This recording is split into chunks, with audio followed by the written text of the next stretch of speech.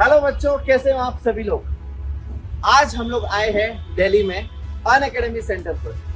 I know that आप लोगों के सीए फाउंडेशन के एग्जाम्स खत्म हो चुके हैं, लेकिन आप लोग को बहुत सारे सवाल हो गए सीए इंटरमीडिएट को लेकर। तो क्यों ना हम लोग हमारी संकल्प टीम के एक एजुकेटर्स के पास जाए और उनसे सवाल पूछे और आपको आपके जवाब भी मिल जाएंगे। तो चलिए मेरे साथ हम लोग जाते हैं हमारे संकल्प के एजुकेटर्स के पास। तो चलिए मैं आपको मिलाता हूँ सबसे पहले नकुल सर से और पूछते हैं उनको इंटरमीडिएट के बारे में। हेलो सर, कैसे हो? सर बहुत बढ़िया, फर्स्ट क्लास। आप कैसे हो? मैं बिल्कुल अमेजिंग सर। तो सर, सीए फाउंडेशन के बच्चे पास हुए अभी और कुछ बेसिक इंफॉर्मेशन को चाहिए इंटरमीडिएट के बारे में। बिल्कुल देंगे। तो चलिए सर, बैठते हैं आराम से और बात करते हैं बच्चों से। एक सीए फाउंडेशन क्लियर जो अभी हुआ है उसको आप क्या बोलना चाहोगे? एज पर ICAI हमारा इंटरमीडिएट जो लेवल होता है उसे हम वर्किंग नॉलेज लेवल बोलते हैं। इंटरमीडिएट के अंदर आने के आपके पास दो ऑप्शंस होते हैं। एक तो होता है ट्रेडिशनल रूट, मतलब आपने फाउंडेशन क्लियर करा और फाउंडेशन क्लियर करके आप इंटरमीडिएट में आ गए, और दूसरा होता है डायरेक्ट एंट्री का रूट। डायरेक्ट एंट्री रूट मतलब अगर आप ग्रेजुएट हो तो आप डायरेक्टली सीए इंटरमीडिएट में आ सकते हो। और यहाँ पर एक सबसे इंपॉर्टेंट बात यह है कि अब आपको आर्टिकलशिप जो पहले हुआ करती थी 9 मंथ्स की, अब वो आपको करने की जरूरत नहीं। तो हाँ, तो अब आप डायरेक्टली आ सकते हो। असली मायने में ये डायरेक्ट एंट्री है। तो ये आपका इंटरमीडिएट का होता है। इंटरमीडिएट के अंदर जो आपके साथ पेपर होते हैं ना, वो पेपर होते हैं टोटल 6 पेपर के अंदर ग्रुप 1 में 3 पेपर और ग्रुप 2 में 3 पेपर। ग्रुप 1 के जो 3 पेपर है उसमें पहला पेपर आता है एडवांस अकाउंटिंग, दूसरा पेपर आता है कॉर्पोरेट और अदर लॉस, तीसरा पेपर आता है टैक्सेशन। ग्रुप 2 के अंदर जो पेपर आ जाते हैं उसमें पहला पेपर आता है कॉस्टिंग, फिर आता है ऑडिट और लास्ट में आता है FM एंड SM। ये 6 paper divided into 2 groups. As per the passing criteria अगर मैं बोलूं तो आपको हर एक सब्जेक्ट में इंडिविजुअली 40 मार्क्स आने हैं और ओवरऑल 50% लेके आना ही आना है। Same like foundation, right? Same. हाँ, यहाँ पर ICAI आपको एक ऑप्शन देता है, अगर आपका मन है तो आप एक ग्रुप भी दे सकते हो और अगर आपका मन है तो आप दोनों ग्रुप कंबाइन भी दे सकते हो। तो ये एक बेसिक नॉलेज जो सीए इंटरमीडिएट के लिए जरूरी है वो मैंने आपको बता दी। Great sir. अगर कुछ और भी डाउट है तो आप हमारी संकल्प टीम को रीच कर सकते हो और जो आपके मन में है वो डाउट पूछ सकते हो। हम आपकी पूरी की पूरी साथ देंगे, वहां पर सारे डाउट सॉल्व करेंगे। That's really great sir, that's wonderful। तो मुझे ऐसा लगता है कि इस बच्चों को तो बेसिक नॉलेज सारी पता चली गई होगी।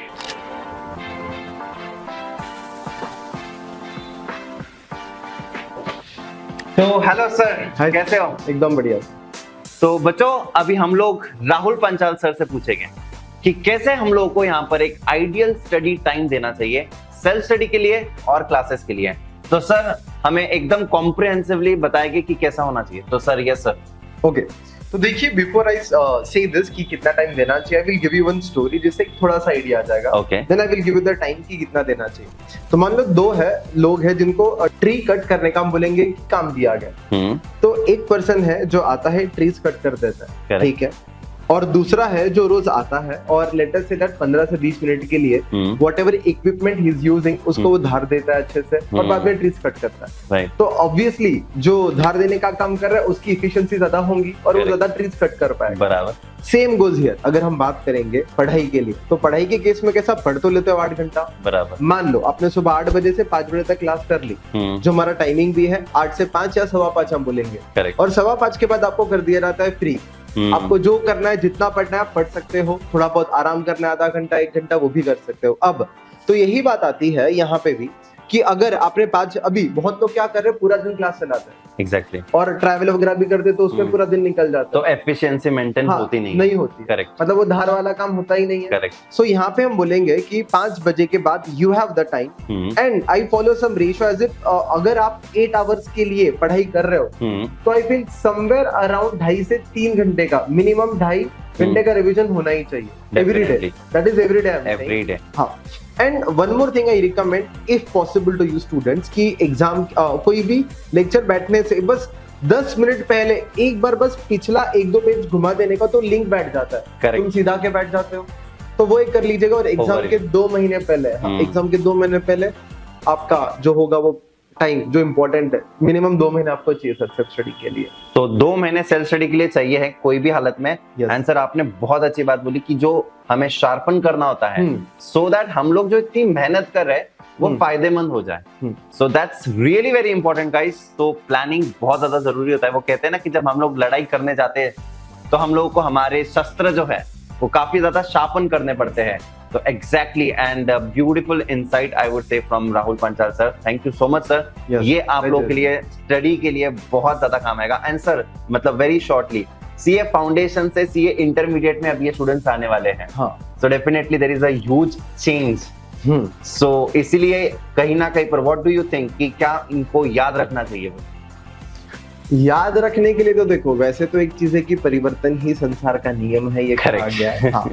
बट याद के लिए मैं ऐसा बोलूंगा कि बस अगर जितने पाप किया आपने और फिर भी आप फाउंडेशन क्लियर हो गए तो ऐसा मत समझना कि आराम से जिंदगी चल रही है और एग्जाम के मैं 1 महीने पहले उठूंगा और पढ़ाई करूंगा और हो जाएगा। करेक्ट। शायद ऐसा इंटर में ना हो पाए। तो प्लीज अभी टाइम है, अभी से ही मेहनत करना चालू करना। एग्जैक्टली मुझे यही चीज चाहिए थी because it's really very important कि आप लोग यहाँ पर फाउंडेशन के दिन भूल जाओ। This all together a different journey. Welcome to CA I would say in CA intermediate. Hello sir, क्या हालचाल सर? बढ़िया सर, बिल्कुल बढ़िया, एकदम मस्त सर। तो सर बेसिकली स्टूडेंट्स का एक ना बहुत ही कॉमन सवाल रहता है एंड आजकल स्टूडेंट्स पता नहीं ग्रुप 1 दे ग्रुप 2 दे इसी में उलझे रहते हैं।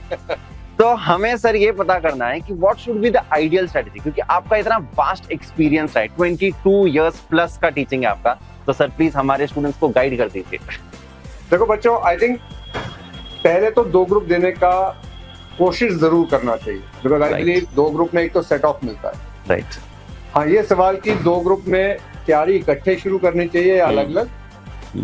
My personal advice would be कि एक ग्रुप कीजिए, क्योंकि उसमें इस समय नए सिलेबस में अकाउंट्स और टैक्स में बहुत ज्यादा डेप्थ, बहुत ज्यादा। राइट। तो एक लाइट सब्जेक्ट ग्रुप 2 का जरूर शुरू करना चाहिए। आई थिंक एसएम शुरू कर सकते हैं साथ साथ। Correct. And as per Unacademy का जो शेड्यूल हमने बनाया है, हमने पूरा ख्याल रखा है कि दोनों ग्रुप टाइम से खत्म भी हो जाएंगे। करेक्ट। एवरी डे आपको सेल्फ स्टडी का टाइम भी मिलेगा और आई थिंक बाद में रिवीजन का टाइम सेपरेट किया हुआ। बिल्कुल सर, बिल्कुल।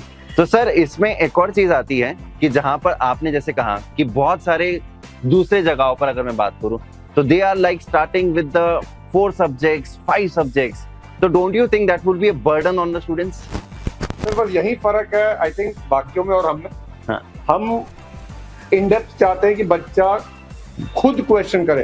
एज अ टीचर आपको और मेरे को पता है कि अगर हम बोर्ड पे जाके सोल्यूशन सॉल्व कर देना आराम आराम से धीरे धीरे, बच्चे को शक हो जाएगा कि उसको आता है। करेक्ट। पर जब वो खुद बैठेगा ना कागज ब्लैंक लेके तो उससे सॉल्व नहीं होगा। Therefore, इतने जो मुश्किल सब्जेक्ट्स हैं, आफ्टर ऑल सीए का पास परसेंटेज देखिए 15% है। तो इतने सब्जेक्ट्स में बच्चे को जब तक इन डेप्थ अंडरस्टैंडिंग नहीं होगी और वो खुद क्वेश्चन सॉल्व नहीं करेगा, तब तक वो क्लियर नहीं कर सकता। तो हमने इसी चीज का ख्याल रखा है। That is why we are saying आप 3 कीजिए, साथ में एसएम कीजिए। जल्दी खत्म करने से थोड़े पास होंगे, अच्छी तरह समझने से, अच्छी तरह एब्जॉर्ब करने से पास होंगे। That's so good sir and thank you so much. तो बच्चा पार्टी आप लोग ये जरूर याद रखिए, क्योंकि एक्सपीरियंस से ही इंसान आगे जाता है एंड एक एक्सपीरियंस टीचर हमें ये सारी चीजें बता रहा है। तो बढ़ते हैं आगे दूसरे एजुकेटर के पास। Thank you so much sir. Thank you sir. Hello sir जी, कैसे हो? अरे सर क्या हाल है? बढ़िया, आप बताओ। सर कुछ नहीं सर, आपसे कुछ सवाल पूछने हैं। अच्छा। एंड लेकिन उससे पहले आप क्या कर रहे थे सर? मतलब इतने सुंदर हैंडराइटिंग, इतने सुंदर नोट्स। अरे सर बस बच्चों के लिए तैयार कर रहे हैं चीजें कि बढ़िया हैंड नोट्स मिल जाए तो भला हो जाए बच्चों का। बिल्कुल सही। तो सर आप पिछले करीबन 12 साल से पढ़ा रहे हो। हाँ जी। और इतने सारे मल्टीपल AIRs। हाँ जी। मूल मंत्र क्या है सर, हमारे स्टूडेंट्स के लिए बता दीजिए। सर देखो, मूल मंत्र अगर समराइज करूं मैंने हाँ। बहुत सारे इंटरव्यू लिए होंगे, मुझे लगता है 100+ AIR बच्चों के इंटरव्यू लिए होंगे। करेक्ट। 5 चीजें मैं आपको बता सकता हूँ जो निचोड़ है उन बच्चों का, जो उन बच्चों ने कहा है, मैं नहीं कह रहा हूँ। पहली बात, कॉम्प्रिहेंसिव स्टडी बहुत ज्यादा जरूरी है। अगर आप कॉम्प्रोमाइज करते हो उसमें तो आप गए। तो आपको ना कोई उसमें मैराथन ना फास्ट ट्रैक, एक बार हर सब्जेक्ट का, हर टॉपिक का कॉम्प्रिहेंसिव स्टडी तो करना ही पड़ेगा। और जब तक क्लासेस चल रही है, दूसरी बात ओरिजिनली एक बार सेल्फ स्टडी करनी है। ओके, साथ में 3 बार रिवीजन। तो मैं कहता हूँ 4 वाला ये फंडा अपनाना पड़ेगा। 4 वाला एक बार ही पढ़ लो ढंग से और 3 बार रिवीजन कर लो। तो ये हो गई 2 बातें, कॉम्प्रिहेंसिव स्टडी, 3 बार रिवीजन, 1 बार ओरिजिनल स्टडी।